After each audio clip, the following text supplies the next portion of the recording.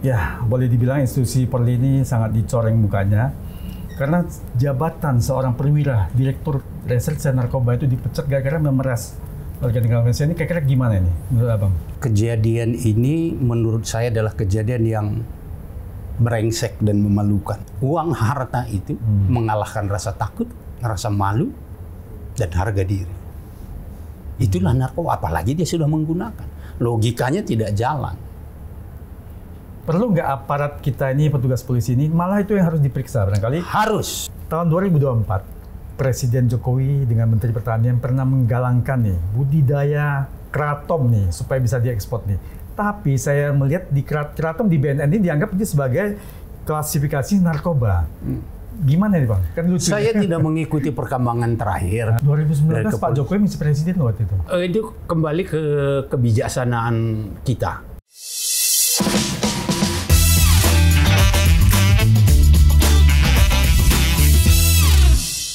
Selamat datang di Esher On, edisi sharing diskusi bersama saya Edi Wijaya. Kali ini saya akan ngobrol dengan seorang narasumber yang sangat istimewa dan berkompeten di bidang pemberantasan narkoba. Beliau sudah meraih begitu banyak prestasi dan penghargaan, dan juga menjabat sebagai Deputi Pemberantasan BNN sejak tahun 2016 hingga 2020.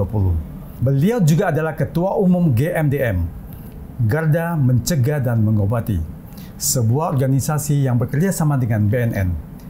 Nah, baru-baru ini kita dihebohkan dengan seorang Direktur Reserse Narkoba Polda Metro Jaya yang dipecat akibat diduga melakukan pemerasan terhadap berpuluh-puluh warga negara Malaysia yang sedang menonton DWP, Jakarta Warehouse Project. Nah, untuk lebih jelas apa pandangan beliau terhadap masalah ini, langsung saja kita ngobrol dengan Irjen Pol Purnawirawan Arman Depari. Selamat sore Bang Arman, apa kabarnya? Selamat sore, luar biasa. Sehat ya? Sehat, luar biasa. Nah ini Bang Arman, sejak dulu ini saya kenal Bang Arman sudah cukup lama saya kira, masih di Medan waktu itu. Ini ciri khas Bang Arman ini rambutnya gondrong, tapi memang kelihatannya lebih sangar dan lebih bawah nih. Kira-kira bisa cerita dikit nggak kenapa rambutnya suka gondrong gitu Bang? Rambutnya gondrong itu karena nggak dipotong. Kenapa gitu? Yang jelas ini bukan style yang saya inginkan dari awal.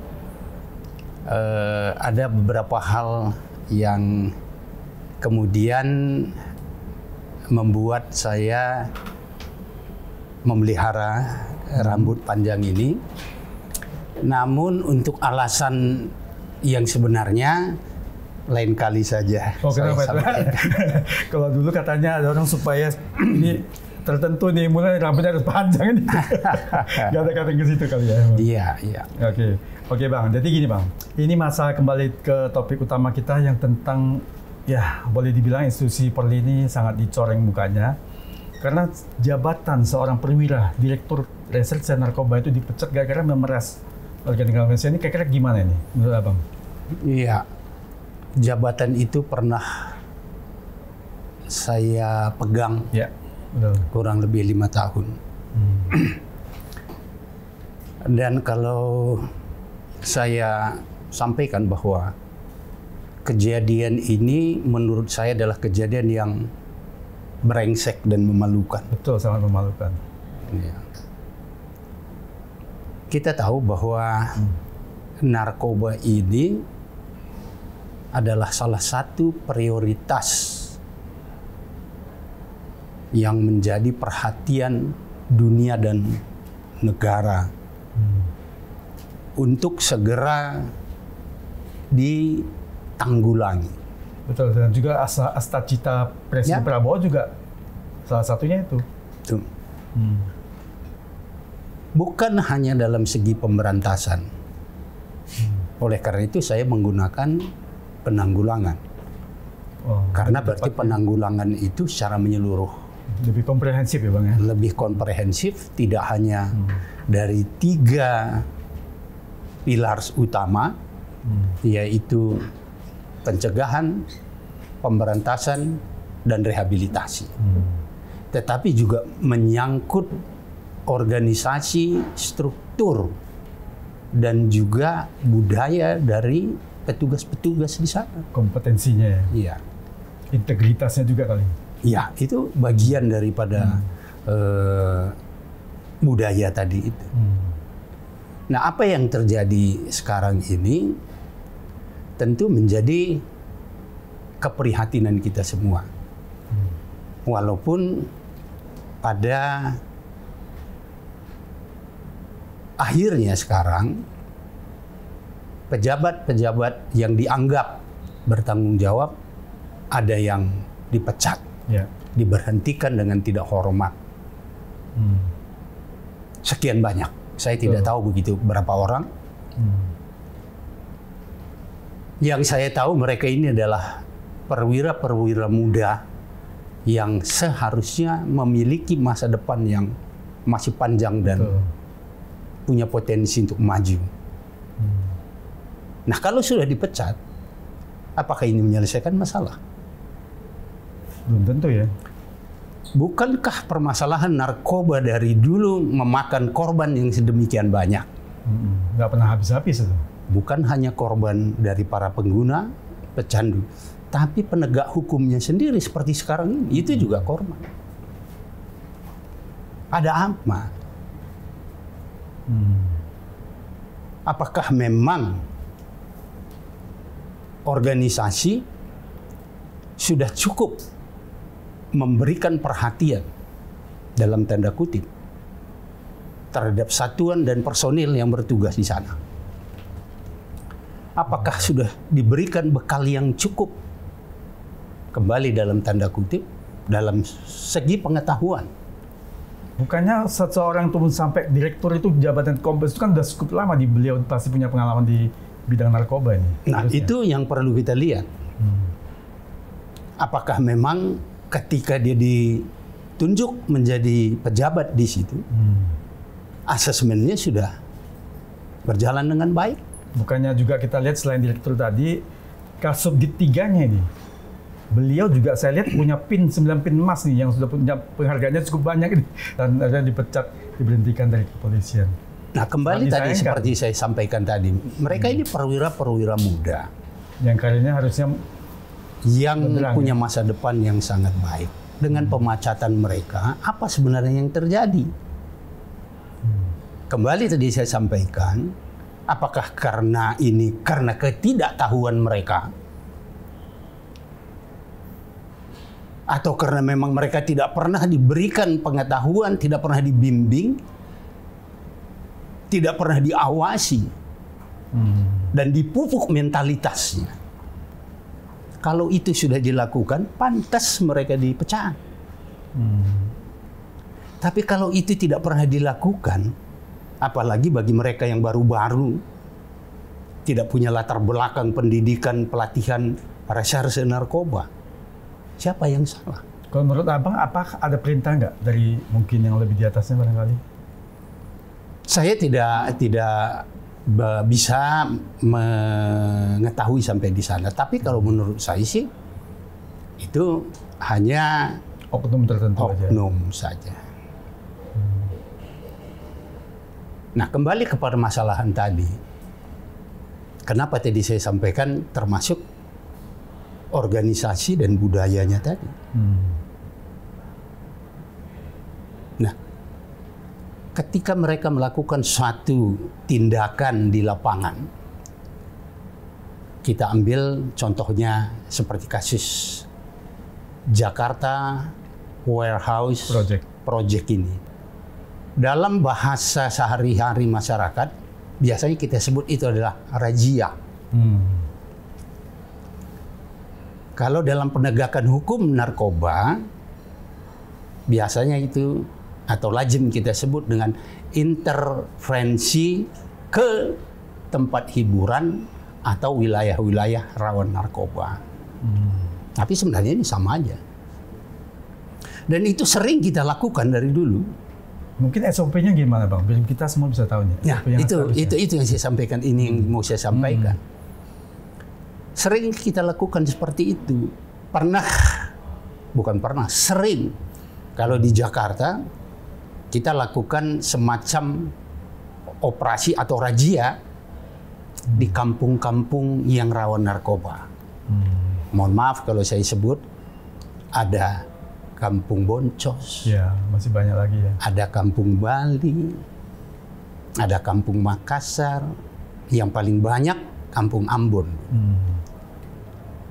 Sebenarnya itu namanya adalah Kampung Permata. Itu yang terbuka. Ya. Di tertutup ada tempat hiburan malam. Ya. Berapa banyak kita lakukan. Bahkan hampir setiap bulan kita lakukan itu. Untuk apa? Kita tahu itu tidak akan menangkap bandar dari situ. Nggak ada pengedar itu di sana, itu nggak ada. Banyak pemakai. Ya. Pemakai. Kita lakukan itu paling tidak dengan kehadiran kita, anak-anak muda kita itu merasa terawasi. Orang tuanya pun di rumah merasa tenang. Karena ada pengawasan yang cukup di tempat hiburan itu. Berikutnya kalau sudah menjelang dini hari, karena biasanya kita melakukan setelah jam 12 ke atas. Jangan sampai karena tidak ada petugas, anak-anak muda kita merasa aman-aman aja di situ. Mau ngapain saja boleh. Nah, dengan hadirnya kita di situ, sekaligus kita mengingatkan, ini sudah jam 2 loh, jam 3 loh, saatnya kamu pulang. Dan itu tidak pernah terjadi. Saya menjamin selama 5 tahun saya bertugas di Polda Metro, dan kurang lebih 5 tahun di Mabes Polri, tidak pernah ada kejadian seperti itu. Selama kita melakukan operasi, intervensi tempat hiburan malam tadi, atau pemukiman, kampung-kampung narkoba, tidak ada. Maksudnya Abang tidak pernah terjadi seperti itu, maksudnya pemerasan maksudnya? Iya, kalau peristiwanya kan, ya kegiatannya yang kan positif pasti ada ya, positif yang positif narkoba segala macam. Kenapa itu bisa terjadi? Nah, itu kan pertanyaannya tadi. Nah, kalau kita melakukan kegiatan seperti ini, itu harusnya itu ada konsep yang jelas. SOP-nya harus jelas. Ya. SOP secara keseluruhan, saya mohon maaf ini disclaimer, kalau ada yang baru aturan, peraturan-peraturan baru mengenai narkotika yang saya belum tahu atau penelitian belum tahu, mohon maaf. Tapi yang sepanjang Abang tahu, ini kan ada operasi yang seperti ini kan namanya hal-hal yang rutin. Itu sudah ada. Saya kasih contoh. Saya akan melakukan suatu intervensi ke tempat hiburan malam. Misalnya. Atau saya memerintahkan anggota saya untuk melakukan razia, operasi, intervensi ke kampung A, termasuk tadi di Kemayoran itu. Itu contohnya. Maka di situ harus ada siapa yang terlibat. Artinya petugasnya. Oh, petugasnya. Apa tugasnya di situ? Berapa orang dilibatkan? Kapan waktunya? Nah, terutama dari keterlibatan personil tadi. Di sana itu tidak boleh satu satuan aja, misalnya narkoba aja nggak boleh. Tapi yang kemarin kalau salah dari Polda, dari Polres, Polsek itu tiga-tiganya semua ada di situ. Saya jelaskan dulu ya. Ada pakaian berseragam, polisi berpakaian seragam. Itu untuk memastikan supaya tidak terjadi perlawanan, situasi tetap kondusif. Makanya dilibatkan petugas berpakaian dinas seragam. Yang berpakaian dinas ini pun biasanya kalau konsep yang benar itu ada melibatkan propos, propam, atau kalau kita yang melibatkan TNI, POM TNI. Ini akan mengawasi baik orang yang nanti ditemukan maupun mengawasi petugasnya sendiri. Berikutnya, kalau ada kegiatan seperti tadi, itu kan biasanya dicek urinnya. Ya, tes urin. Mau lihat positif atau negatif. Ya, itu memang kewenangan BNN, kewenangan kepolisian. Tetapi itu harus melibatkan dinas kesehatan atau dan atau kedokteran kepolisian. Jadi yang menentukan, yang memeriksa nanti urin itu reserse kan tidak ada ilmunya untuk melakukan pengecekan. Kan mereka punya alat tes ini positif negatif tuh. Sebentar. Nah, alat yang digunakan itu yang menggunakan itu adalah petugas kesehatan tadi, yang namanya rapid test atau test pack. Yeah. Itu hanya memberikan indikator awal, belum tentu. Artinya masih ada faktor kesalahan atau salah deteksi di alat rapid makanya test. itu tidak bisa digunakan untuk bukti, apalagi yang negatif. Awal saja. Betul, petunjuk awal. Kalau mau dilanjutkan, maka akan ada pendalaman barang bukti yang dilakukan oleh laboratorium. Nah, laboratorium nanti akan menentukan, itu pasti sudah. Narkoba yang digunakan jenis A, jenis B. Berapa banyak, itu nanti dilihat. Berapa lama bisa lihat nggak? Sudah menggunakan? Sama. Bisa ya? Berapa lama dia ini sudah menggunakan. Kalau itu memang mau diproses, maka harus diakses. Lebih lanjut lagi. Ya. Hasil asesmen inilah nanti yang akan memutuskan dia ini betul ketergantungan, betul dia candu.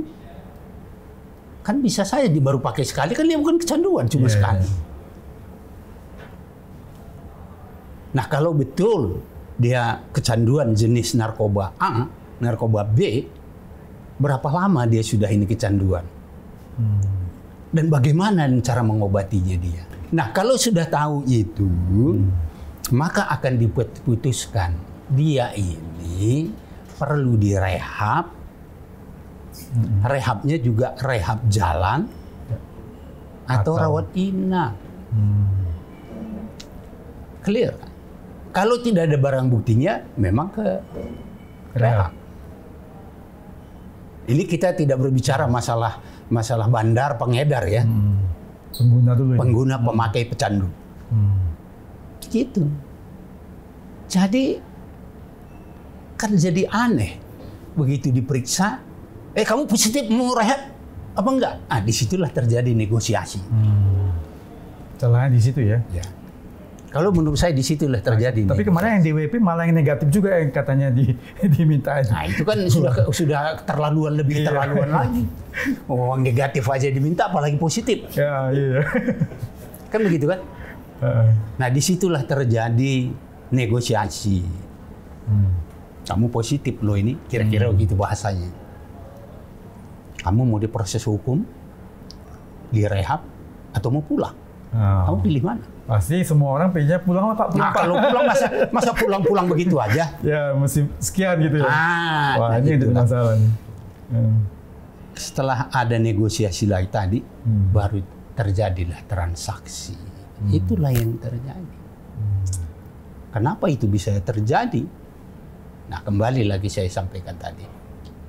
Prosedurnya sudah benar, pengawasannya sudah benar. Apakah sudah di-brief mereka ini sebelum berangkat? Jangan-jangan pimpinannya juga selama ini, udah biasa aja lah. Bahkan saya ingat betul, ketika kita bekerja di lapangan, ada dulu pimpinan saya Kapolda yang datang ke tempat kita melakukan pengungkapan. Begitu dia mau balik, salam sama anak buahmu ya, selamat. Saya nggak punya apa-apa ini man. Nih, dikasih uang untuk kita makan. Untuk luar biasa. Ya, itu kebanggaan buat anggota.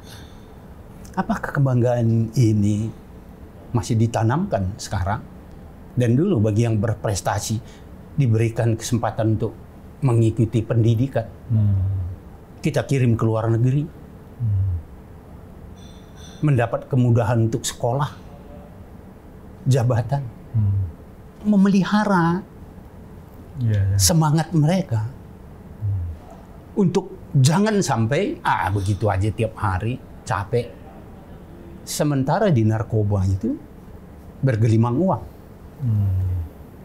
Dan, Saya sering sampaikan. Betul. Bujuk rayuan dari pengedar ini banyak nih. Sering saya sampaikan bahwa kecanduan narkoba itu bukan hanya orang yang kecanduan menggunakan narkoba. Tetapi juga bandarnya, pengedarnya pun merasa banyak untung, ketagihan juga. Ya, kecanduan dapat uangnya gitu Iya. ya. Petugasnya pun karena sering mendapat uang dari situ, ketagihan juga, mudah dapat duit, ya sudah. Di situ. Dan juga jangan salah. Ya betul atau tidak mungkin nanti kita tanya psikolog lah. Iming-iming kemewahan, iming-iming uang banyak, hidup hedon itu mengalahkan rasa malu, mengalahkan dan moralnya, harga diri. Ya, lakukan itu. Itu uniknya narkotika. Memang kejahatan narkotika ini adalah menurut saya kejahatan yang unik. Contohnya begini, kalau kita membeli satu barang, itu kan biasanya barangnya baru kita lihat, baru kita bayar kan begitu. Narkotika nggak bayar dulu lo, mau jelek mau nggak barangnya, bayar dulu, baru lu barangnya dapat. Sampai gitu ya, berarti luar biasa nih. Udah tahu itu hukumannya berat. Tapi masih cari-cari. Hukuman mati loh. Kan orang tahu semua. Narkoba di Indonesia hukumannya mati. Tapi kan pelaksanaannya nggak banyak hukuman mati juga, Bang. Ya, ancamannya hukuman mati. Di Singapura, di Malaysia mas langsung itu. Udah kita nggak usah bandingkan dulu ini dengan yang lain. Nggak. Tahu orang hukumannya berat. Kan? Tapi tetap mau saja ya. Itu yang saya bilang uniknya tadi itu. Uangnya dulu baru barang. Udah tahu itu berat, ancamannya mengerikan, tetap aja dicari. Masih melakukan. Nah, kemanapun kalau mereka butuh, dia pergi ke sana untuk cari, untuk mendapatkan, untuk bisa dikonsumsi. Bahkan mereka rela untuk mencuri. Iya. Merampok. Itu karena sudah kecanduan banget itu ya. Ya. Itulah narkoba itu ya. Kalau nggak konsumsi mereka udah sepertinya nanti nggak bisa kontrol diri. Maaf kalau saya bilang, dulu ada pengalaman kita menangkap seorang perempuan, anak gadis, maaf ini, karena dia ketagihan, sakau, tahu sakau? Iya, sampai gitu ya. Sakau itu mereka itu pakai narkoba ya. Biasanya tahan 5 jam dia fly. Cantik, indah. Nah, setelah itu nanti dia mulai drop. Ya, drop. Itu bahasa medisnya biasanya disebut gejala putus obat. Katanya itu badannya sakit semua. Itu tulangnya seperti dibetok, kulitnya seperti ditarik-tarik. Salah satu untuk mengatasinya itu pakai lagi gitu ya. Dikonsumsi lagi. Nah, itu yang disebut dengan sakau. Ada yang teriak-teriak. Nah, ketika sakau ini dia nggak punya uang, nggak punya obat, gimana? Apa yang dilakukan? Menjual tubuhnya. Bisa jadi jualan lagi. Menjual tubuhnya. Jual tubuhnya. Barter. Iya, perempuan. Sorry ini untuk anak-anakku, ibu-ibu, ini terjadi untuk kita waspadai bersama. Itu unik ya. Atau mungkin dia diiming-iming jadi pengedar juga barangkali supaya dapat uang bisa beli lagi barangkali. Ada begitu. Memang dia gunakan. Ada yang dikasih gratis dulu. Oh, untuk jebak supaya dia menjadi kecanduan ya. Kalau dia sudah kecanduan, tinggal nanti kan dikendalikan. Kamu antar ke sana, kamu bayar ke sini. Dapat uang bisa pakai. Gitu. Kemarin kejadian DWP itu Bang, kayaknya ada kasarnya juga sampai katanya uang itu bukan pakai uang cash, malah ditransfer juga diterima itu. Nah, itu bukannya kelewatan banget tuh. Itu tambah-tambah bodohnya kan begitu. Nah, itu yang saya bilang tadi, mungkin tidak pernah dibekali. Atau mungkin sudah seperti sangat lazim gitu barangkali. Jadi mereka makan udah lupa gitu resikonya. Kan tadi saya sudah sampaikan, uang harta itu mengalahkan rasa takut, rasa malu, dan harga diri. Itulah narkoba, apalagi dia sudah menggunakan. Logikanya tidak jalan. Perlu nggak aparat kita ini, petugas polisi ini, malah itu yang harus diperiksa barangkali? Harus. Ada oknum-oknum tertentu yang katanya malah sendiri konsumsi. Harus. Itu yang saya bilang tadi. Kebijaksanaan kita bagaimana? Tapi kan pelaksananya ya, memang. Dan kita mungkin belum sampai ke sana. Kalau itu nanti sudah selesai kita nutup ini. Tapi kalau menurut Abang itu harus ya, wajib ya? Harus. Berarti tergantung pimpinan juga ini, kebijakan pimpinan. Iya, kalau kita bicara kebijaksanaan, itu yang saya bilang tadi, ini kan sudah mulai tutup nanti. Oh iya. Itu yang tapi oke, taruh di belakang. Gini, mengenai tadi ada yang dipecat, ada yang diberhentikan, mungkin ada yang diturunkan pangkat juga. Pidana. Apa itu menyelesaikan masalah? Belum secara komprehensif. Menurut Abang apa lagi harusnya dilakukan? Ya, itu yang dicari. Apa yang harus kita lakukan? Kebijaksanaan apa yang harus kita buat? Supaya ini jangan ada korban terus. Korbannya bukan hanya pecandu-pecandu tadi. Polisinya juga korban. Korban. Karirnya terus kalau sudah pecat, udah senang, selesai. Ketawa-ketawa pimpinannya. Mereka yang punya masa depan yang tadi luar biasa, yang menjadi harapan dari keluarganya. Kalau kita berpikir dan berbicara masalah hak asasi manusia, bagaimana dengan keluarga mereka, anak istri mereka? Betul. Bebannya itu. Saya bukan tidak setuju dengan pemecatan, dengan hukuman tadi itu. Tapi kita harus introspeksi, apakah memang sudah cukup kita berikan ilmu, bekal, membentengi mereka. Kalau itu sudah mereka terus, oknum-oknumnya terus, jangankan dipecat penggal kepalanya pun nggak ada masalah. Tapi kalau sementara pimpinannya nyari pangkat, nyari jabatan, anak-anaknya diberikan keleleran, tidak pernah dilihat, kemudian dipidana, dipecat, dihukum, siapa yang salah? Sorry, ini untuk adik-adik saya, junior saya, teman-teman saya di kepolisian. Bukan saya mau ngeritik dan menyalahkan Anda, tidak. Tapi narkoba ini sudah lama sekali saya bilang, ini harus dibangun sistem yang betul. Jangan terjadi korban dari pangkat tertinggi sampai pangkat terendah. Kan pidana, dihukum, dipecat orang tuanya, apalagi masyarakat kita yang di bawah. Kan kemarin juga sebelumnya ada kasus Kapolda, mantan Kapolda yang jual narkoba. Ya, saya tidak ingin lagi bicara masalah ini, tapi inilah sampai kapan kita begini? Apa yang harus kita lakukan? Ya, nah, itu tadi masalah kebijaksanaan tadi. Abang apa yang lebih tepat? Mungkin Abang punya ide barangkali? Ini momentum yang paling tepat. Bukan karena ada peristiwa ini. Pemerintahan Prabowo sudah ada yang namanya Astacita. Betul. Saya melihat di poin 7 itu khusus loh untuk narkoba. Pencegahan dan pemberantasan narkoba. Begitu banyaknya permasalahan di negara ini, narkoba dimasukkan. Berarti hal penting, perhatian khusus dan sangat penting. Ini harus cepat ditindaklanjuti, harus bergerak, jangan ahu-ahu, ya sudah selesai pecat, berhentikan lah. Terus besok ada lagi. Terus tanggung jawab moral pemimpinnya gimana ya? Pimpinan di kepolisian harusnya kan menurut Abang gimana? Makanya saya bilang tadi harus dibangun sistem. Apa yang salah ini?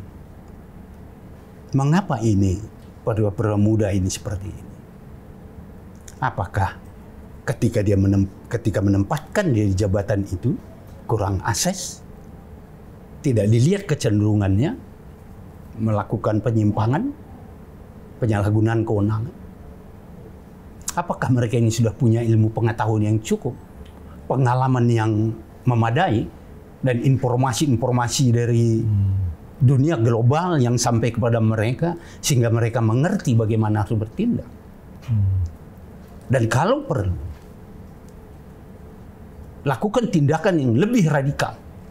Maksudnya gimana? Lebih spesifiknya, Bang? Nah, ini kan kejahatan serius atau kejahatan yang luar biasa. Ya lakukan juga tindakan yang extraordinary. Jangan yang biasa-biasa aja. Ini terhadap petugasnya, maksudnya kepolisiannya? Sama, saya bilang tadi. Atau pengguna pengedarnya ya? Sama. Kalau pengedarnya kan sudah ada undang-undang. Iya, makanya. Kalau pengguna kan sudah ada. Iya, harusnya rehab ya? Direhab. Petugasnya, bagaimana kita memagari mereka? Nah, salah satunya tadi, cek urinnya. Kalau perlu tiap minggu, tiap bulan. Masa nggak bisa sih? Lebih lagi, yang mau masuk narkoba, atau setiap saat cek pakai lie detector. Radikal kan? Jangan sampai lu bohong-bohong. Baru jelas. Jadi tidak ada kebohongan. Kalau hukumnya sudah cukup keras, hukuman mati. Ini berarti harus dari pimpinan langsung ini, Kapolri. Namanya kan kebijaksanaan. Kebijaksanaannya mulai, tadi kan sudah saya bilang, sudah dimulai oleh Pak Presiden. Sudah perintahkan harusnya tingkat. Lalu apa ini? Kok ada kejadian terus begini? Mana yang harus kita benahi? Atau jangan-jangan cuek aja tadi saya bilang tadi, yang bodoh lu. Itu kan urusan gue sendiri. Nah kalau begitu, cukup sampai tadi itu, oh udah ditindak, oh udah dihukum, oh udah dipecat, selesai kah? Kalau di luar negeri malah mungkin pimpinannya udah langsung mundurkan diri itu biasanya. Nah itu kan budaya kita beda. Ya, tapi ya itu yang ingin saya sampaikan tadi.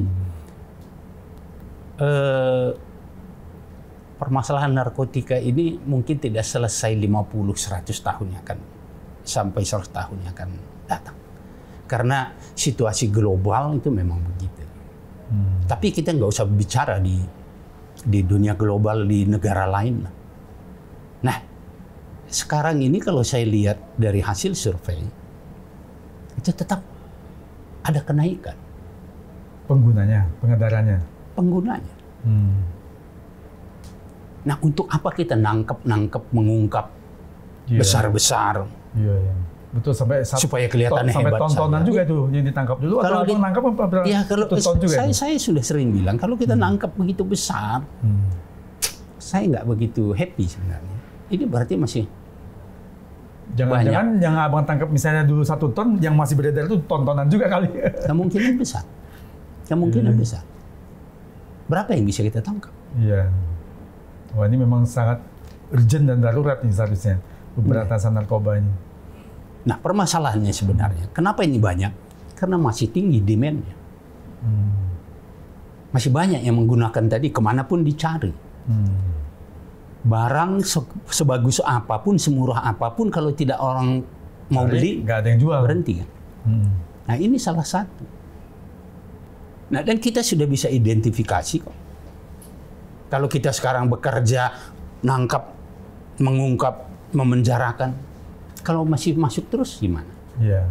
Kan selain masuk ini kan yang produksi dalam negerinya juga banyak ya Bang. Ini gimana caranya? Produksi dalam negeri saya kira nggak begitu banyak. Artinya bahan baku memang dari luar, tapi diproduksinya jarang ya. Jarang ya? Sekarang ini jarang, dulu banyak. Oh. Di bawah tahun 2014 itu banyak sekali kita temukan laboratorium pembuatan. Jangan-jangan Bang sekarang banyak tapi nggak ditemukan saja. Nah, itu saya nggak tahu.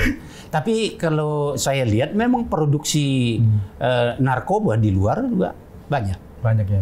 Terutama narkoba populer ya, saya menyebutnya narkoba populer yang di Indonesia. Ada beberapa jenis narkoba populer itu adalah narkoba yang berbahan dari metamfetamin, kecuali ganja ya, metamfetamin itu yang kita kenal dengan sabu, baik cair maupun yang bentuk kristal ice. Kemudian metamfetamin yang kita biasa kenal dengan ekstasi. Oh, ekstasi. Dan obat-obat yang lain, yaba, yang lain-lain. Itu narkoba populer yang ada di Indonesia, yang banyak orang plus gunakan. Ganja, marijuana. Dan ada satu lagi yang sintetik. Iya. Tapi itu jarang. Itu muncul sekali, hilang lagi. Tapi kalau yang ini tadi, marijuana, sabu dan ekstasi, ini menyeluruh di seluruh Indonesia. Nah, ini kalau masalah ganja nih Bang, kalau di luar negeri kan beberapa negara malah sudah melegalkan ini Bang. Ini kira-kira menurut Abang di mana nih? Saya kira tidak tepat kalau kita legalkan. Tapi saya kira kita tidak membahas itu ya, karena itu kan kebijakan masing-masing negara kita harus hormati ya. Hukum masing-masing negara dihormati. Tapi di negara kita ini, berapapun masuk, habis saja. Malah nggak cukup barangkali. Jenis apapun habis. Nah, lalu kita teriak, oh ini banyak narkoba. Ya dicari dong sumbernya dari mana, hentikan dong sumbernya, itu kan begitu. Nah, saya berikan gambaran di regional ASEAN.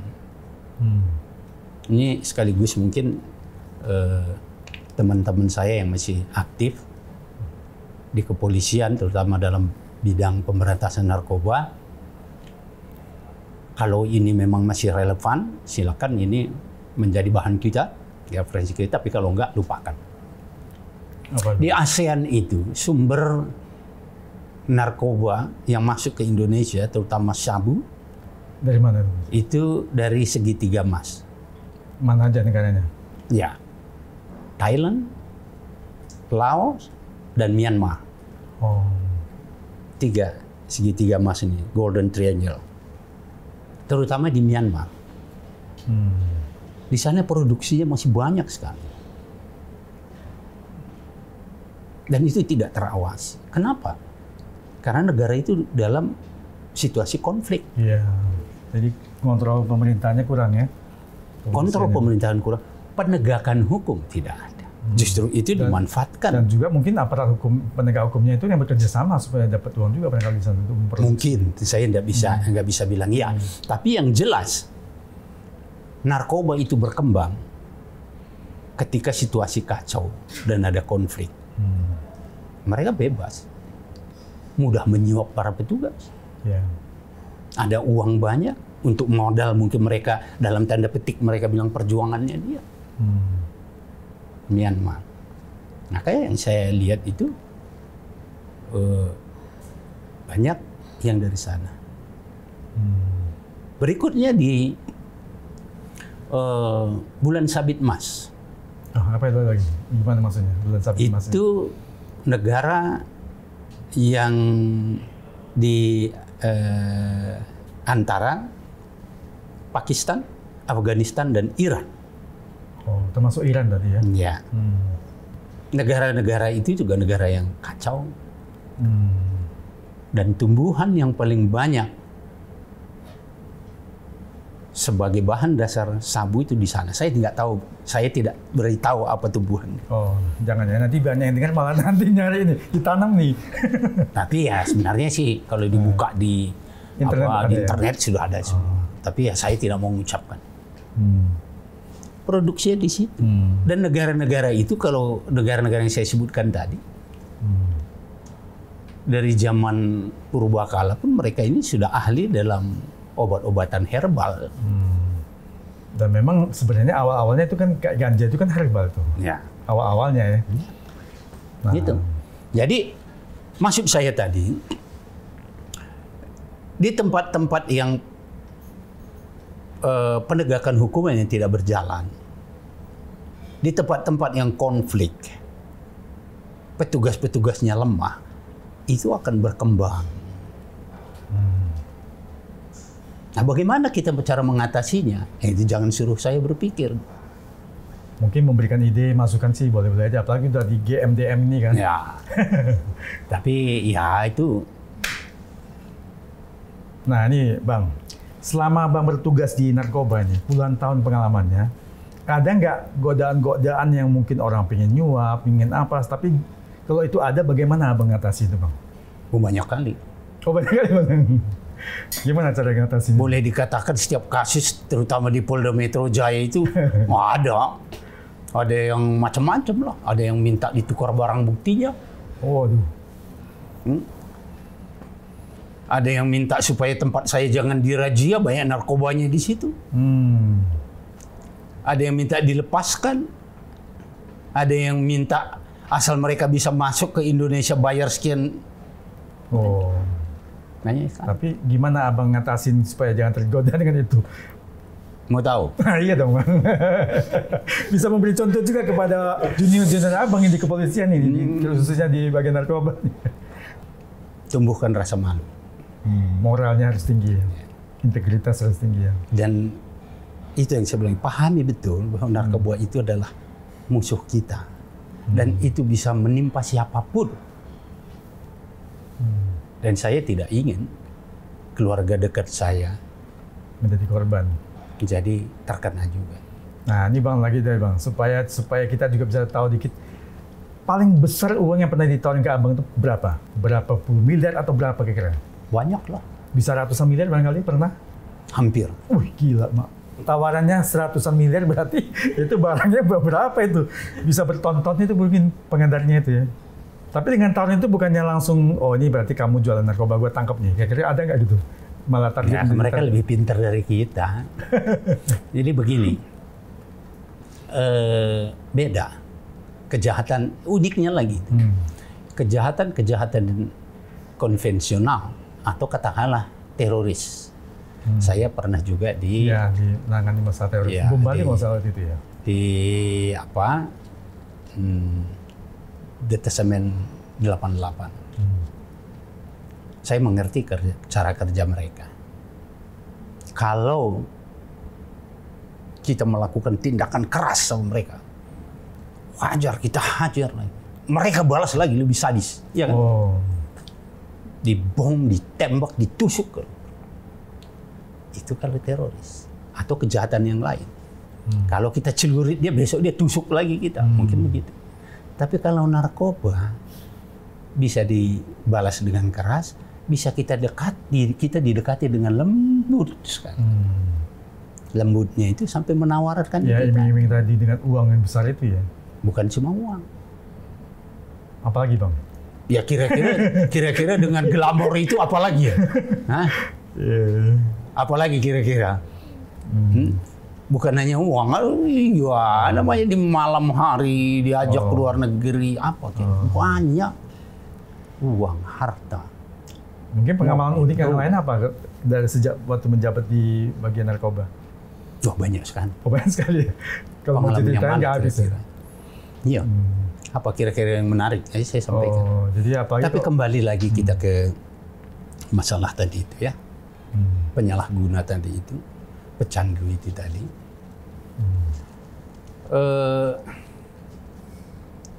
Sebenarnya di kepolisian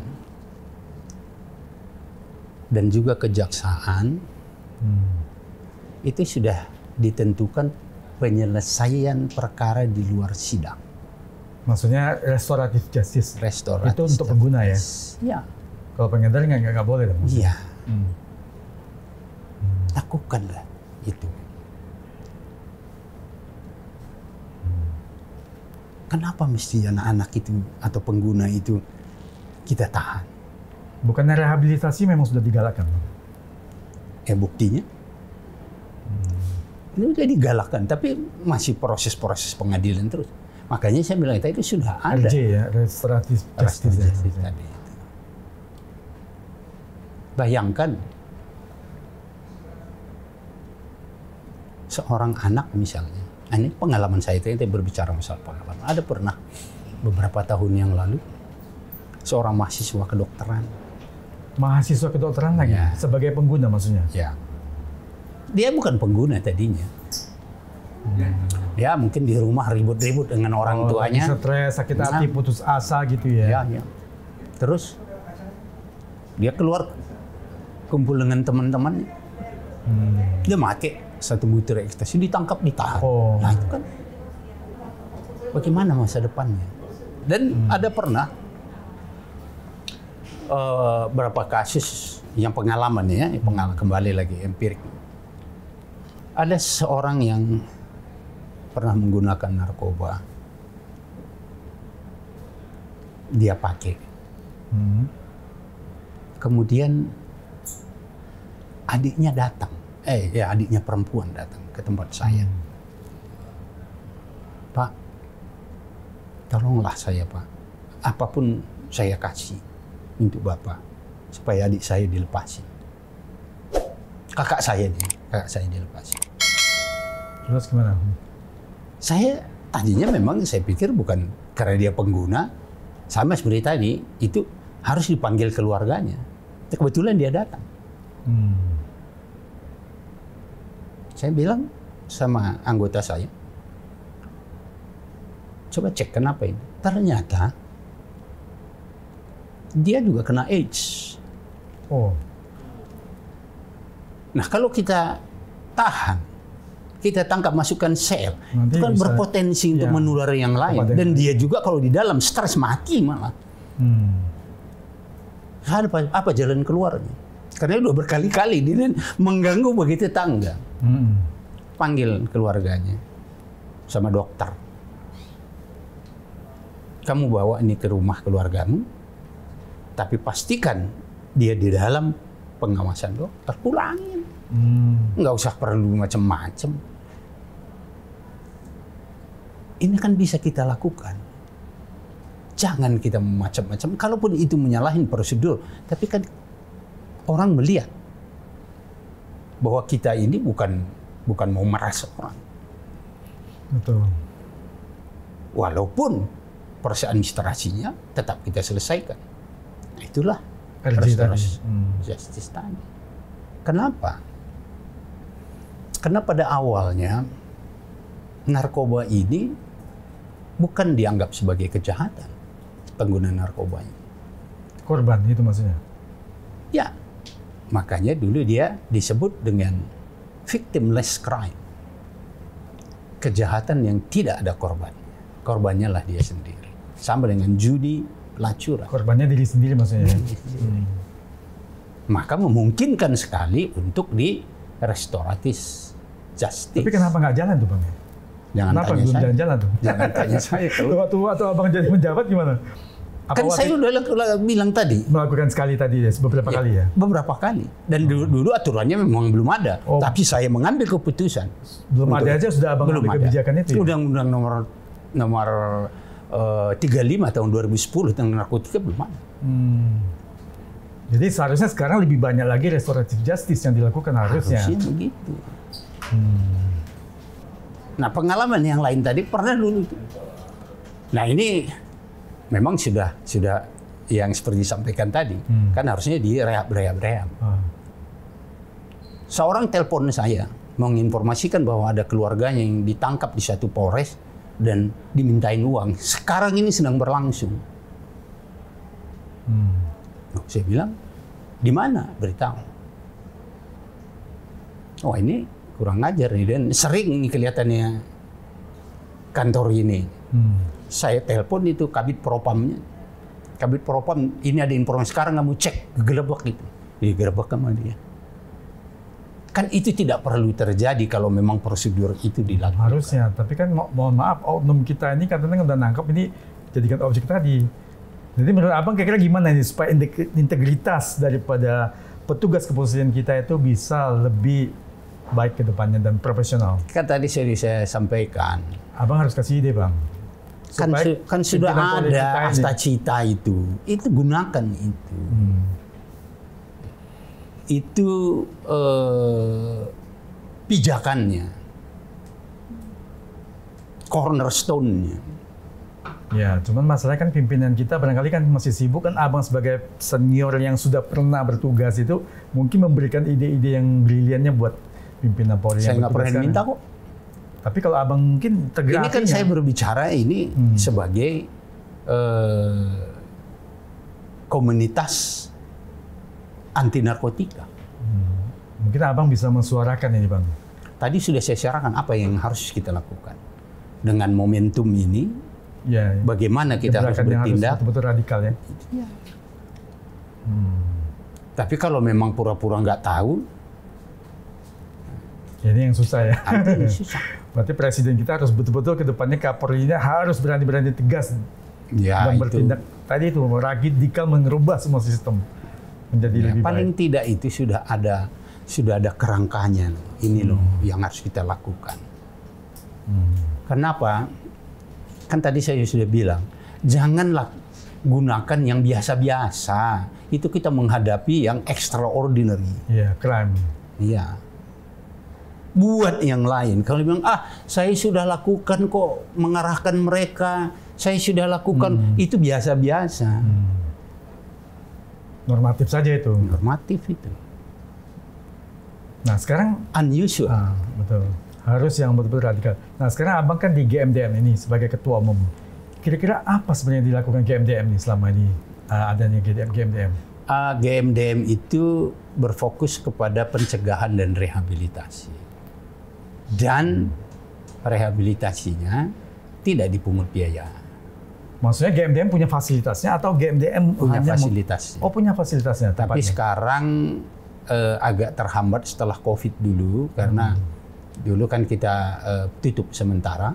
Di mana lokasi rehabnya, tempatnya? Di Pondok Kopi. Oh, Pondok Kopi. Kantor pusat kita di sana. Oh, bisa nampung berapa banyak orang kali? Oh, cukup lumayan. Ya, cukup lumayan. Tapi sekarang sementara kita akan benahi lagi. Mungkin dalam 2025 ini saya sudah panggil staf tadi saya itu supaya kita bicarakan kembali. Nah, pencegahan itu saya pikir lebih penting. Walaupun yang lain penting. Kenapa saya bilang begitu? Pemberantasan, penangkapan, penahanan itu karena pencegahannya kan tidak jalan. Kalau pencegahannya jalan, maka kita tidak perlu terlalu banyak menahan orang. Apalagi kemudian rehabilitasi.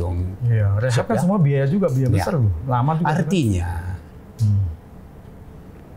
pemberantasan dan rehabilitasi ini residu ketidakberhasilan dari pencegahan.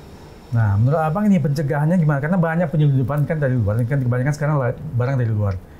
Nah, apa yang salah ini sebenarnya? Itu bukan pencegahan, itu dalam rangka interdiksi. Itu penegakan hukum. Pencegahan ini adalah mengurangi demand. Tapi kalau obat narkobanya banyak masuk juga, ini itu ditanggulangi dengan pemberantasan. Kalau sudah terpapar, direhabilitasi. Maka di seluruh dunia itu ada 3 pilar.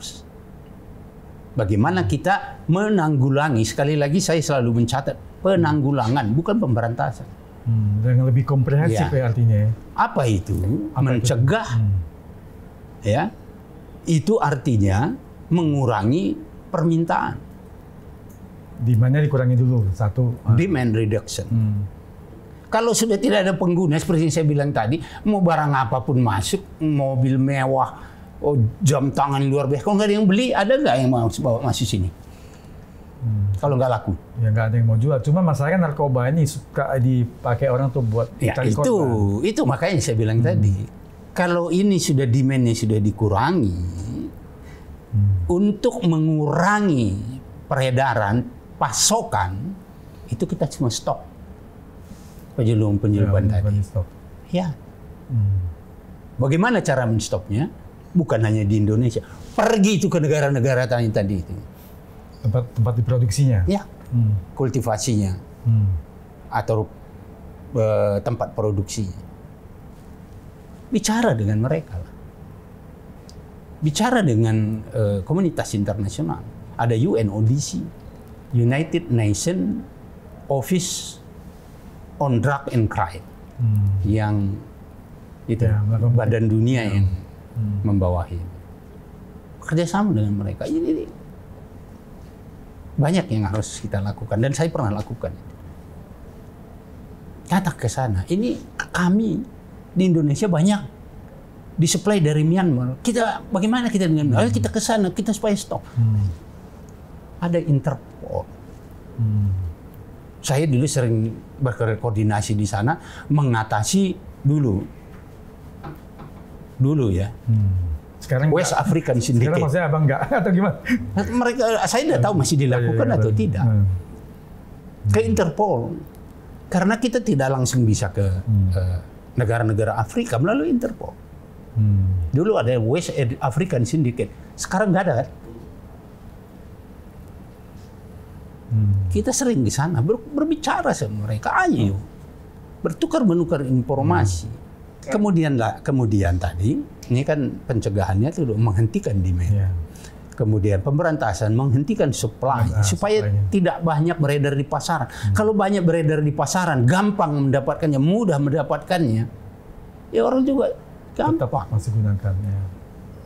Bagi mereka yang sudah terpapar narkoba, obatilah mereka, rehabilitasilah mereka, terawatlah mereka, terapilah. 3 ini harus dijalankan, harus seimbang.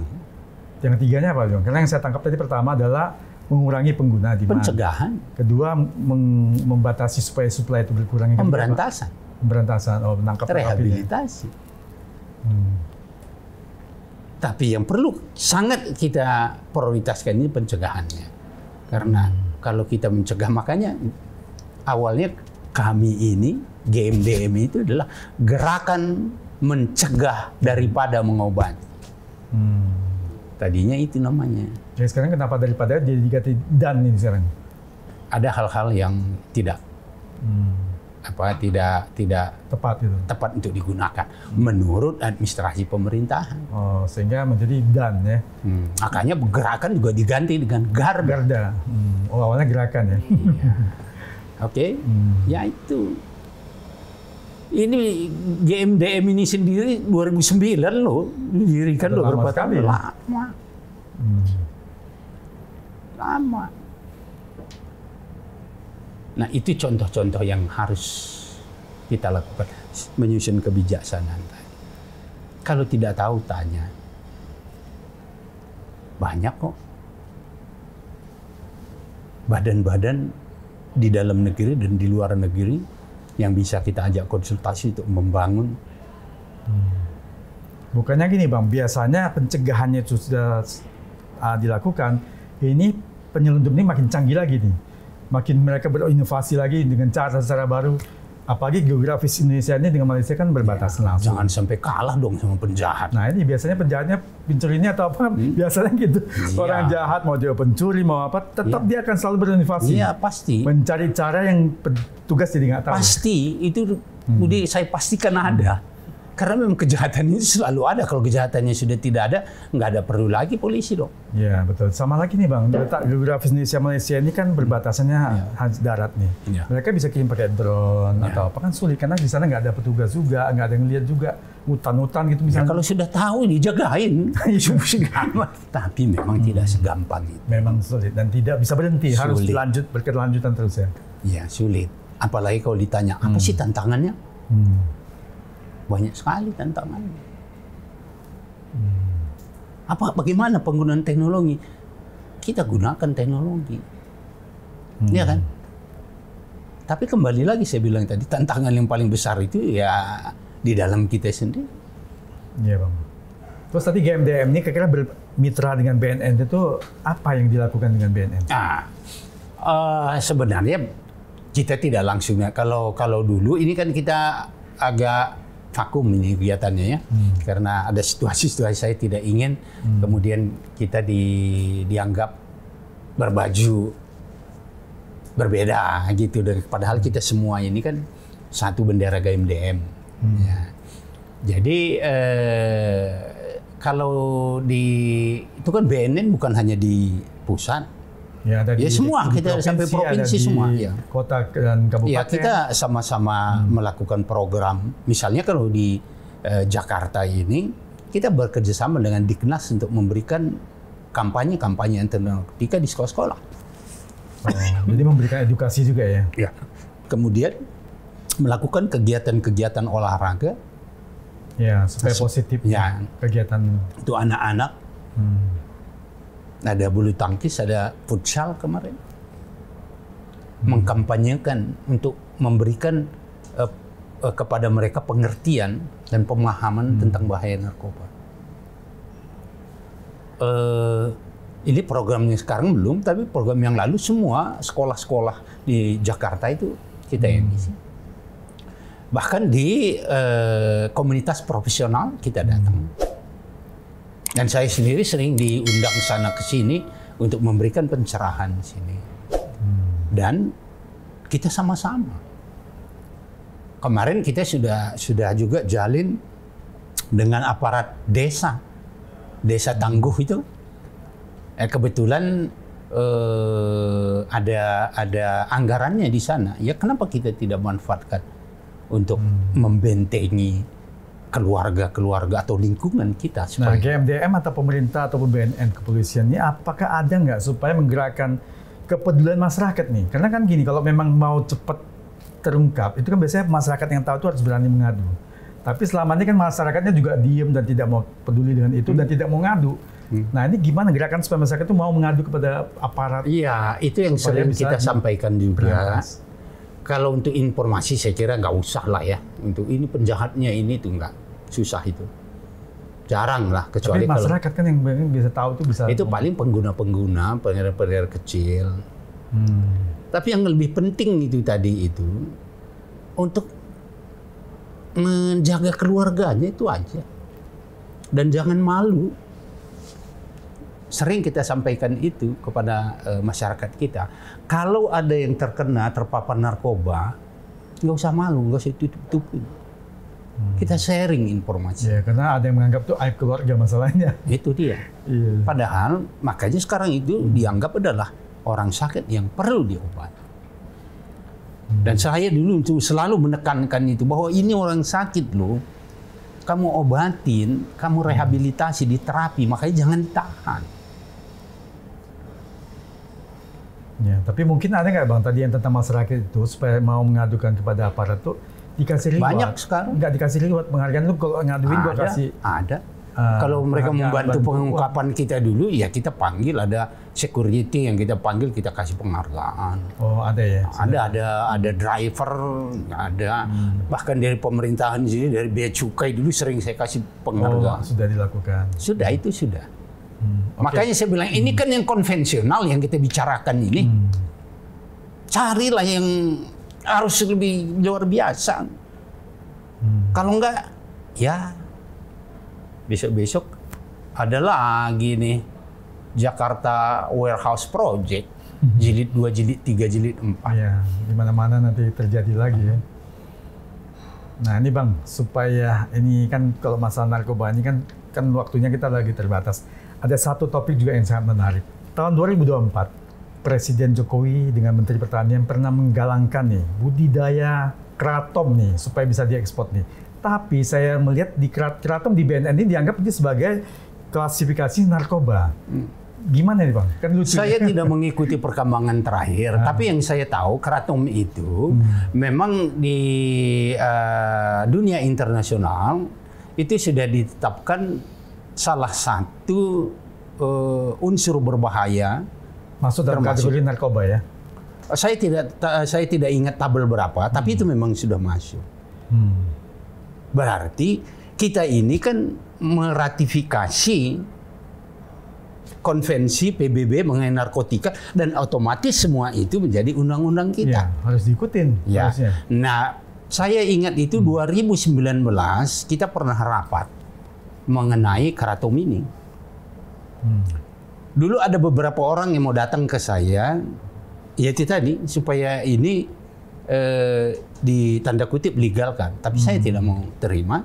Ada dulu, sorry nih kalau tidak salah juga ada senator dari Amerika. Oh, sampai mereka juga ya, yang ada juga dulu.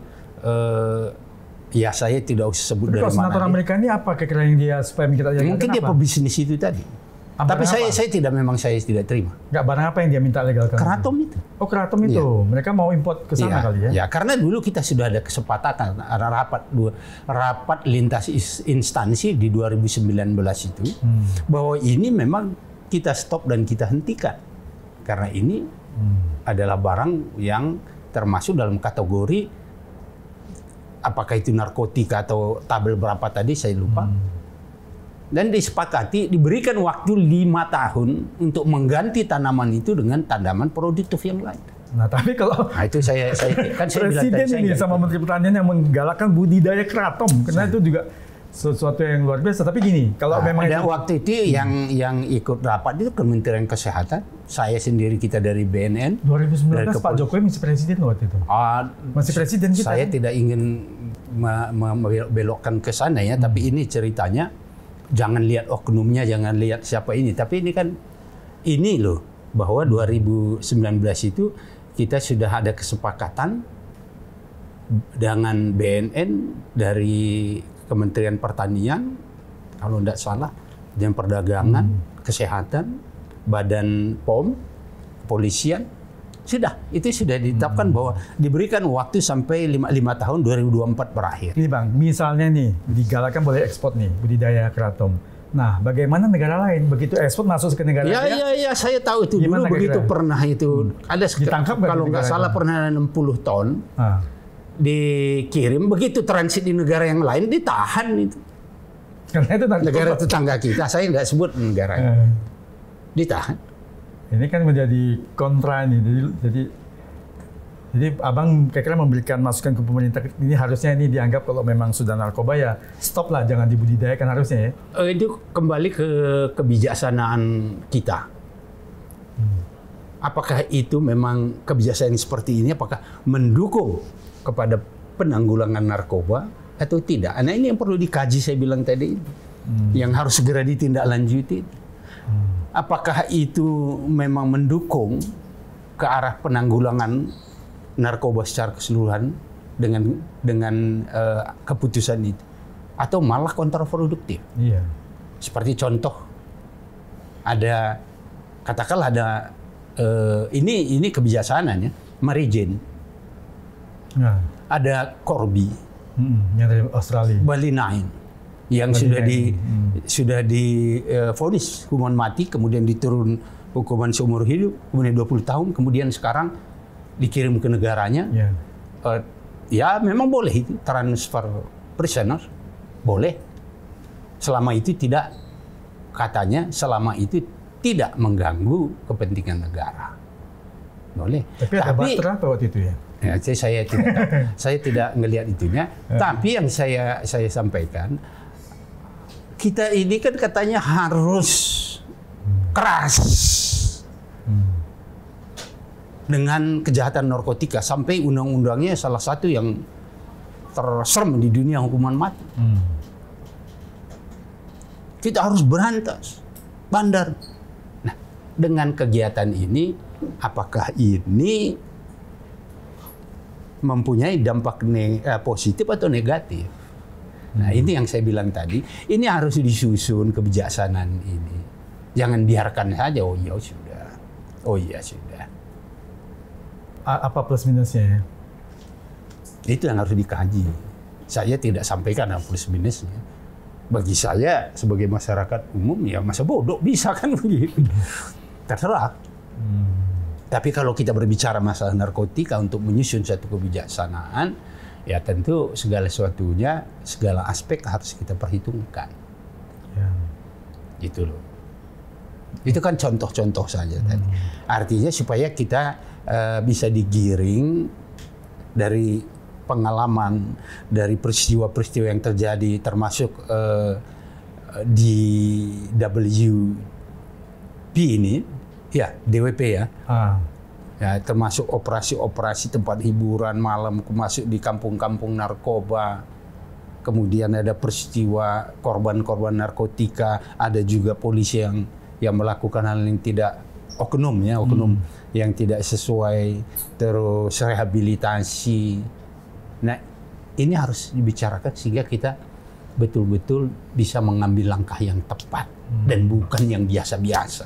Harus benar-benar radikal dan ekstrim gitu istilahnya, untuk menegakkan pemberantasan dan pencegahan narkobanya. Nah, itu kan momentum yang tepat dengan Astacita ini. Ya, kita harapkan Presiden Prabowo melakukan itu ya. Itu dasar kita untuk bekerja sama, mempererat kerjasama, saling mendukung.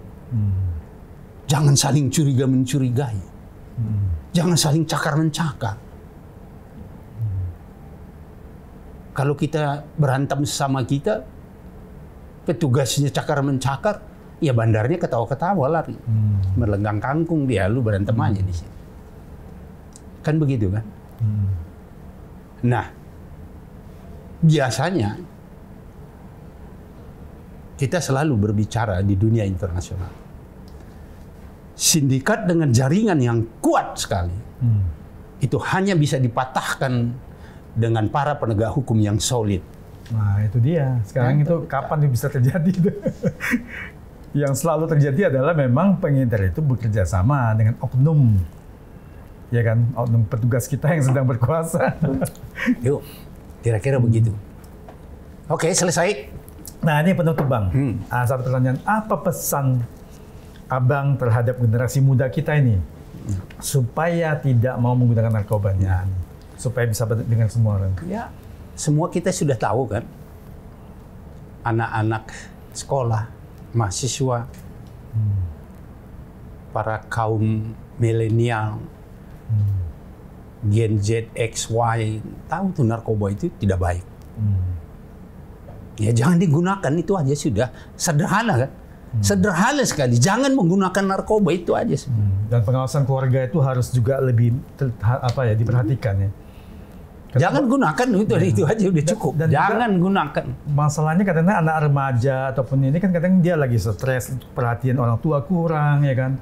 Ya. Nah, ini yang mudah tergoda oleh teman-temannya ini. Kadang-kadang mungkin apapun godanya jangan gunakan. Ya. Ya. Itu satu. Kemudian untuk para petugas, ya. Khusus bagi yang masih suka bermain-main dengan rehabilitasi pecandu, kan kita tahu kalau ada keluarga satu orang yang menjadi pengguna narkoba, itu keluarga itu udah susah. Ya.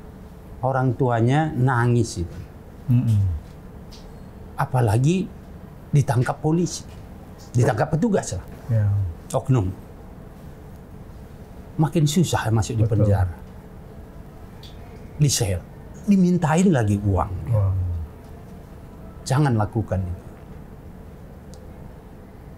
Ini nasihat saya, narkoba ini tidak berhenti 10-20, mungkin 100 tahun, itu akan terus. Tapi kita harapkan sih ya bisa berkurang lah ya. Ya, kita harapkan berkurang. Dan saya juga merasakan, saya sudah tidak lagi di polisi. Tapi saya sadar betul, pada saatnya nanti, anak dan cucu saya memerlukan para penegak hukum yang bersih dan baik. Itu harapan saya. Kita upayakan selagi kita bisa sekarang, paling tidak jagalah integritas. Itu. Salam saya dari GMDM. Hiduplah sehat dan bahagia tanpa narkoba. Hidup sehat, bahagia tanpa narkoba. Iya. Luar biasa. Biasanya saya bilang salam sehat dan waras. Hidup sehat tanpa narkoba. Ya, terima kasih Bang Arman atas waktunya dan begitu banyak sharing pengalaman dan ilmu kepada kita semua.